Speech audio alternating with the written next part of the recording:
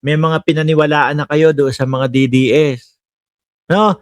Ngayon, ang mangyayari, post ka ng post sa social media mo, mahihiya ka na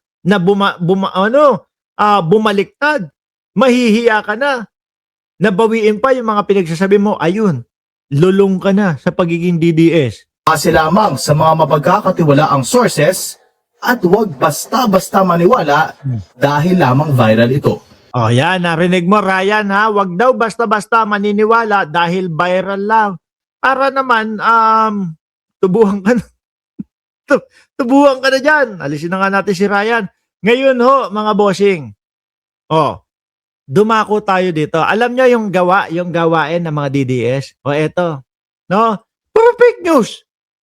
Yung mga kinagagalitan, kinaiinisan, kinabubwisitan nilang mga politiko na alam niyo yon na gustong ipakulong si Sara Duterte, na gustong papanagutin yung kanilang mga iniidolo. O ayan, fake news. Biruin mo, pinatay si JJ Suarez, mga bossing. No, isinama doon sa natigok o matigok si JJ Suarez, mga kababayan. Inilagay doon, eto si Congressman Romeo Acop. Yan, sumalangit nawa ang inyong kaluluwa, sir. Talagang namayapa na yan. No, si Cabral namayapa. Hindi ko kilala, si Cara David yun. Tapos inilagay yung malaking picture, malaking itsura ni JJ Suarez at sabay inilagay Cara David, wish granted, 3 down daw po. So, ibig sabihin, sa madaling salita, pinatay si JJ Suarez ng mga DDSO, mga bossing, sa fake news. Mga gago, Itong mga ito, kung ano-ano na lang mga katarantaduhan, yung mga pinagpo-post. Ito, yung mga halata po, na ang gusto lang, magkaroon ng views. Pero wag ka. Kapag ka nahuli, naaresto, ipinakulong. Gusto ko lang naman po magka-views Akala ko okay lang po yun No? Biglang iyakan na po. Mga iyakin naman yan. Yung mga DDS. Oo. Mana po yan kay Baste. No? AKA Barbie. Yung tipo bang maghahamon, tipo bang ipapamukha na ang angas-angas nila at ang yabang-yabang nila. Pero kapag ka nandyan na sa harapan mo, hindi na makapagsalita yung mga yan. Tameme na po yung mga yan. Sabi, sorry na po. Lagot kayo sa 2028. Ano meron sa 2028? Mananalo si BP Sara. Okay. Kayo mga DDS. Ang lalakas ng loob nyo. Lagot kayo sa 2028. Ilan nga lang kayo. Gusto mo, ma-real talk? Efren, utang na ka. Makinig ka, Efren. Makinig ka. Gusto mo, ma-real talk? Di ba nagyayabang kayo? 32 million kayo. Kasama yung boto namin doon, sa 32 million na yun. Efren, kakaltukan kita. Ayaw mong ayaw magsalita dyan. 32 million kayo ng 32 million. Kasama boto namin doon. Yun yung papirma-pirma ninyo Yung mga papirma-pirma ninyo, hindi nga umabot ng 1 milyon. Tapos sasabihin ninyo, lagot kami sa 2028. Anak ng 7 kuba naman na yan. Tatamad-tamad kasi kayo. Papirma kay Tatay Digong. May nauto na 300,000 daw ho. Ano nangyari? Nakalabas na ba si Tatay Digong? Hanggang ngayon, hindi pa din. Paano ang aanga-anga itong mga DDS na ito? Gumagawa na nga yung iba ng paraan para mapauwi ang Tatay Digong nila. Wala, kukupal-kupal. Sorry. Kukupad-kubad yung ibang mga DDS. Kagaya lang din po yan nung pangungupal nila.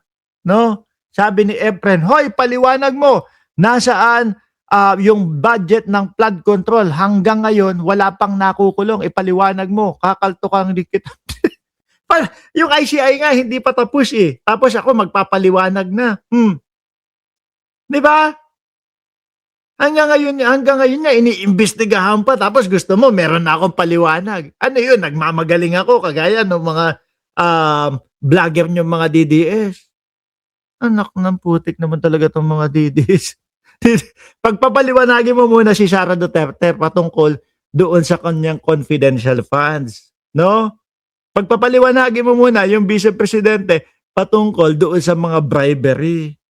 Oh, na sinasabi doon sa DepEd. Pagpapaliwanagin mo muna yung Vice Presidente patungkol doon sa pagbabanta niya sa buhay ng Pangulo, asawa ng Pangulo, at pinsan ng Pangulo. O, di po ba? Tapos ako, gusto mo, pagpapaliwanagin ako kung nasan yung pondo ng flood control. O, sabi ni Edna, nakaipulong daw. O, ayan, panalo na daw. O, ngayon, unti-unti na yatang sinisingil ang mga basura sa gobyernong ito. Salamat kay Cara David sa mga wish niya. Mga alagad ni BP Inday daw. O, yan, yung post. Sana, no, patulan. Tapos, imbestigahan. Tapos, hagilapin. Puntahan sa bahay. Malamang ang sasabihin po ng mga vlogger ng mga DDS, tingnan niyo po, unti-unti na naman po kaming sinisigil ang karapatan namin na magpahayag. Karapatan po ba yan, magpahayag? Tamang pagpapahayag po ba yan, mga bossing? Chinek ko lang ho. Yung mga page ni Suarez, buhay na buhay, wala naman pong mga balitang ganyan. O, di po ba? Niligaw ko daw. Sira ata ulo nito eh. Uy, mga DDS, uy, Efren, bugok ka ba? Ito ang topic talaga eh. Di ba? Hindi. Pagpaumanhin nyo na ho ako. Pagpasensya nyo na po ako kasi talagang pumapatol po ako. Kasi sinimulan ko itong YouTube channel na ito sa pakikipagbardagulan. So expect more po na talagang sasagutin ko yung mga kagaya ni Efren. Niligaw ko daw. Gago ata ito.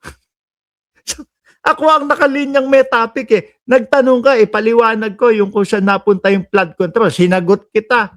Tapos ibinalik ko yung topic ko doon sa kung anong pinag-uusapan, doon sa mga pagpe-fake news ng mga kasamahan mo DDS. Niligaw ko. Abay ga. Go ka ba, Efren? Mahina ba ang ulo mo, Efren? Palibasa ko kasi sa kanila, mga bossing. Wala na, ang gulo na. Away-away na po. No? Sino-sino yung mga nag-aaway? Away-away. Hindi ko na pinadeliver niya. Si Guanzon at alam nyo, Efren, oy, kakawish nyo ng ganyan. May mamatay, may mamatay. Tignan mo. Sino yung kinuha? No? Sino yung kinuha? Ayoko na lang magsalita yung Ayoko na lang magsalita, mga kababayan.